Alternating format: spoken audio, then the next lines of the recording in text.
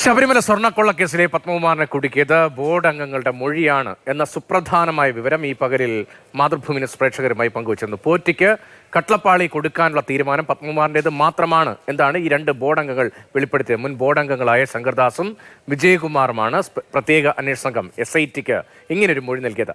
ശബരിമല സ്വർണ്ണക്കൊള്ളയുടെ ബുദ്ധികേന്ദ്രം പത്മകുമാർ ആണ് എന്നാണ് റിമാൻഡ് റിപ്പോർട്ടിൽ അന്വേഷണ സംഘം പറയുന്നത്. കേസുമായി ബന്ധപ്പെട്ട് പത്മകുമാറിന്റെ ആറന്മുളയുടെ വീട്ടിൽ അന്വേഷണ ഉദ്യോഗസ്ഥർ പരിശോധന തുടരുകയുമാണ്.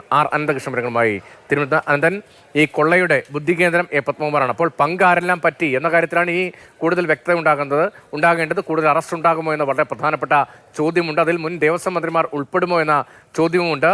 ഈ പകൽ പൂർത്തീകരിക്കുമ്പോൾ എന്തൊക്കെ പുതിയ വിവരങ്ങളാണ് ഈ കൊള്ളയിൽ?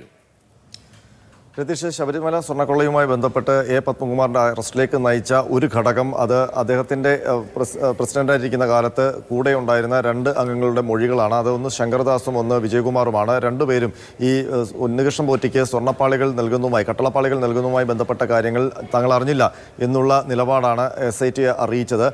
ഇതാണ് പത്മകുമാറിൻ്റെ അറസ്റ്റിലേക്കുള്ള വലിയ കുരുക്കായി മാറിയത്. കാരണം ഈ മിനിറ്റ്സിൽ കൃത്രിമത്വം കാണിച്ചതായി SIT നേരത്തെ തന്നെ കണ്ടെത്തിയിരുന്നു.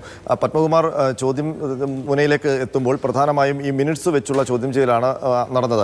അതിൽ തൃപ്തികരമായ ഒരു മറുപടി നൽകാഞ്ഞതാണ് പത്മകുമാറിന്റെ അറസ്റ്റിലേക്ക് നയിച്ചത്. മാത്രമല്ല, റിമാൻഡ് റിപ്പോർട്ടിൽ ഇക്കാര്യങ്ങൾ വ്യക്തമായി പറയുന്നുമുണ്ട്. അതായത് 2019 മാർച്ച് 19 നടന്ന ദേവസ്വം ബോർഡ് യോഗത്തിന്റെ മിനിറ്റ്സിൽ സ്വർണം പൊതിഞ്ഞ ചെമ്പ് എന്നത് പത്മകുമാർ തന്നെ വെട്ടി വെറും ചെമ്പാക്കി അത് ഉണ്ണികൃഷ്ണൻ പോറ്റിക്ക് കൊടുക്കാനുള്ള അനുമതി എന്ന് സ്വന്തമായി ഒപ്പിട്ട് വെച്ചു. അത് ബോർഡംഗങ്ങൾ അറിഞ്ഞില്ല എന്നാണ് റിമാൻഡ് റിപ്പോർട്ടിലും വ്യക്തമാക്കിയിരിക്കുന്നത്. ഇതടിസ്ഥാനത്തിലാണ് ദേവസ്വം കമ്മീഷണർ ഉണ്ണികൃഷ്ണൻ പോറ്റിക്ക് ഈ പാളികൾ കൊടുത്തുവിടാനുള്ള അനുമതി രേഖകൾ തയ്യാറാക്കിയതെന്നാണ് കണ്ടെത്തിയിരിക്കുന്നത്. അതായത് ഈ ശബരിമല സന്നിധാനത്ത് നിന്ന് സ്വർണം ഉണ്ണികൃഷ്ണൻ പോറ്റിക്ക് കൊള്ളയടിക്കാനുള്ള എല്ലാ ആസൂത്രണങ്ങളും ചെയ്തു കൊടുത്തത് പത്മകുമാറാണ് എന്നാണ് റിമാൻഡ് റിപ്പോർട്ടിൽ വ്യക്തമാക്കിയിരിക്കുന്നത്. അപ്പോൾ ഇനി പത്മകുമാറിനെ തിങ്കളാഴ്ച കസ്റ്റഡിയിൽ വാങ്ങാനുള്ള അപേക്ഷ അന്വേഷണ സംഘം നൽകും. അതിനൊപ്പം തന്നെ ശങ്കർദാസിനെയും വിജയകുമാറിനെയും വീണ്ടും ചോദ്യം ചെയ്യാനും ഒരുങ്ങുകയാണ് SIT. ഈ പത്മകുമാറിന്റെ വസതിയിലടക്കം ഇതുമായി ബന്ധപ്പെട്ട പരിശോധനകൾ നടക്കുന്നുമുണ്ട്.